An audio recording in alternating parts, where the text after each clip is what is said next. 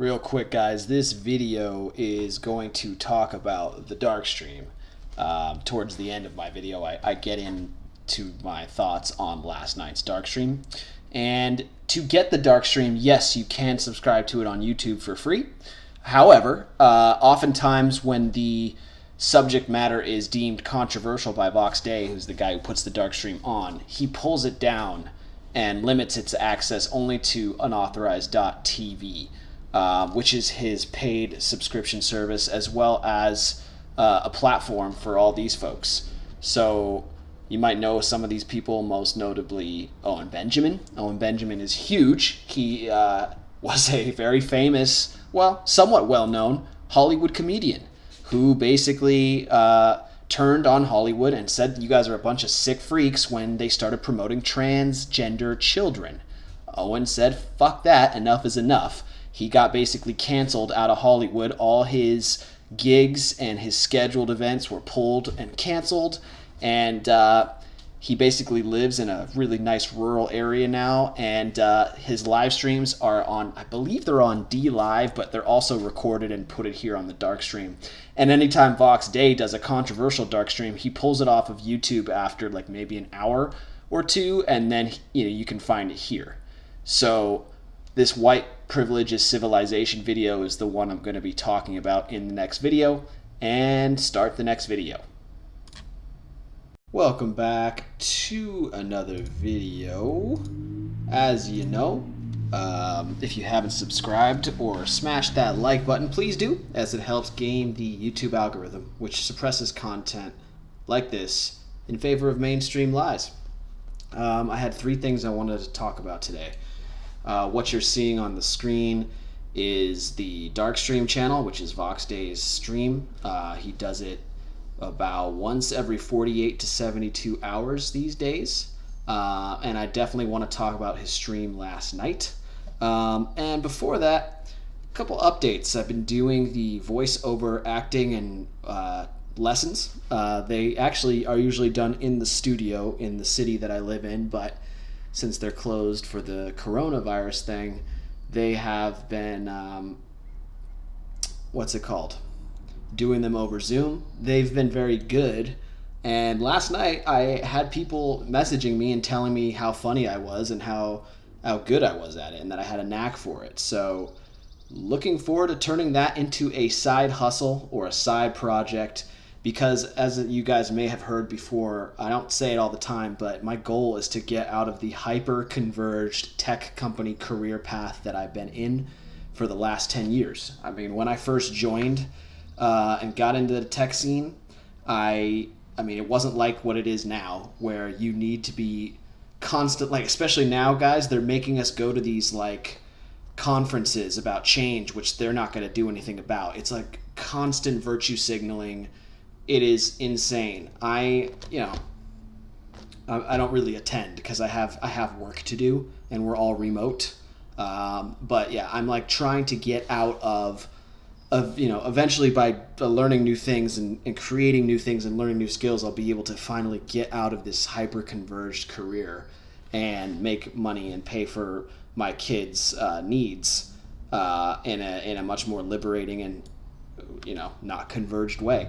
So I'm taking voiceover acting lessons. They've been going very well. I'm being told that I'm pretty good at it. And I'm hoping to actually narrate audiobooks. There's a ton of money to be made there, as well as maybe do commercials and video games. That would be cool. Definitely don't want to start playing games again, but it'd be awesome to get paid to act in them. That would be awesome. I also want to tell you guys of a little story. I saw an example of a good dad yesterday. I was working in the bedroom. I was on my laptop catching up on emails for work, and I heard outside the window just kind of like this sound of a bike falling, and this kid would be like, what the F? And like, dad comes over, he's on a bike, he's like, what happened? He's like, well, I just ran over this sprinkler thing. And like, he's like, why would they put this there? He's like, son, it's not everyone else's fault. It's your fault. Like, you did this. And then he's like, now we're going to go knock on the owner's door and we're going to go tell them about it. And I saw the guy come up and knock on the door and he's like, hey man, I just got to let you know, my son broke your pipe, and he went and showed it to me, and I was like, well, we're just the renters here. We don't actually own it. But as it turned out today, he definitely broke a water pipe, and I mean, there was water leaking all over the streets today when the sprinklers tried to go on. The sprinklers now can't get any water whatsoever, so the grass is dry today, which isn't good. And yeah, but I like it because the guy made his son completely own up to it. He didn't come and ask me and tell me it was my fault for like the landlords putting the pipe there. None of that. He just basically made his son accept responsibility for it. And I liked that. I don't always see that every day, so it was a good dad on a good day. And finally, last night, the Darkstream was Vox. Vox basically said this will probably be one of the most controversial Darkstreams he ever does. And I was like, oh, what's he going to say? And he basically said, well, just so you know, I'm not even going to state my opinion. I'm just going to read the statistical facts about how it is inevitable that the United States will fail and that most likely balkanization will occur. And I think Vox has gone in the past to say 2033. I mean, right now with 2020 kicking off the way it has, I wouldn't be surprised if it happens much sooner than 2033. But he basically said, in a nutshell, that whites pay the majority of taxes in this country, and when you look at whites as a whole, they contribute to the tax system, while Latinos and blacks do not contribute as a whole. Yeah, I know that there are successful black families and successful Latino families that do contribute, but not enough of them, and when you look at their entire race in America as a whole, they are a net negative. So like blacks take... Let's see, blacks are taking $306 billion per year out of the tax system. Hispanics are taking 291, and this is from 2014, while whites are putting in 249 billion.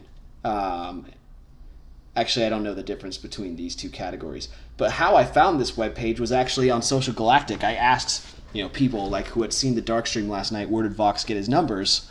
And they linked me his Darkstream post on it, or his actual blog post from 2017, which linked this article, which was posted in 2016. So, yeah, I mean, it's basically the writing on the wall. I mean, whites aren't even having kids anymore. Their birth rate is in the negative, while these two groups, particularly this group, is having way more kids. And you would think after 40 years of this group being here, and after 200 years, 400 years of this group being here, with 150 years out of slavery, they'd start being here in the positive, but they're not. This group has had over 150 years since slavery to be a positive contributor to this country, but they're not. And this group has basically had 40 years, and they are not. So it's not going to change. And while I know people who are of these races who are incredibly smart, have gone to college and gone on to be producers, their races as a whole don't produce enough. They take a lot. This is half, if you're adding these two, this is over $500 billion a year. There's just no fucking way we can survive. This website also gives you more information, as well as more information and all the sources. So here you go. If people ask, if you start telling people about the quote unquote inevitable, like I told my brother today, he's like, source? It's like, okay, here you go. Here's one source. Here's two source. Census.gov. So these are straight. Oh, look, that page is gone. That's funny. There you go. Funny. Where is this? Oh, it's right there. I don't want to download it. But these are all these sources are here for Vox's statement last night on his Darkstream. So, It is most likely inevitable for the United States. You know, and it got me thinking. You know that show, The Handmaid's Tale? And, like, I don't know if you guys know it. I don't watch it. It's for sure a feminist converged show about some type of radical Christian group that, I don't know, beats the U.S. government, kills off a bunch of U.S. government leadership, and turns the United States into, like, forced marriages and forced birth. Like, for whatever reason, there's a fertility problem with most women. And so the women who are fertile and can have babies, they get made into what's called a handmaiden, and they have to wear like a handmaiden outfit like this. And they basically have to be making babies every month. Sorry, Handmaid's Tale. They have to make babies every month. And so, yeah, this. The show's retarded. I don't watch it, but that's what it's about. And, like, people have said, like, oh, it's the future. It's the future. And I'm like, nah, it's not going to happen. But then I see this, I see these stats, and I'm thinking, okay, well, we're heading towards balkanization. And you know what? When these new nations come out of the United States, and we have the white nation and the Christian nation, I promise you they are going to encourage families like you've never seen, just like it is in Eastern Europe. Places in Eastern Europe, like, some of the families don't even pay taxes once they have a certain amount of kids. It's going to be like that in these new states, and it's also going to be highly encouraged for women to have kids, because it's going to be known that the biggest downfall of the United States was when white people became too liberal and decided to stop having babies, for sure. They are not producing the taxpayers that is needed to support these other two groups that don't do shit. The only thing is that this website and this article and Vox last night, they didn't talk about Asian Americans, though I don't think there's a whole lot of Asian Americans in the U.S. compared to these two other groups. Maybe more than blacks, but probably not as many as Latinos. And of course, you don't know about the mixed race couples, especially where I live. There are so many mixed race couples. Like, do they count as white? Do they count as the other race? Like, who fucking knows? So, yeah, interesting to see. But the whole point of his thing was that white privilege is the privilege to pay for these other two groups, which it clearly is. Oh, you're white? You have white privilege? Yeah, you have the privilege of taking care of these other fucking children, basically. You had 150 fucking years to turn shit around, and you have had 40 years, and you're supposed to be better than this.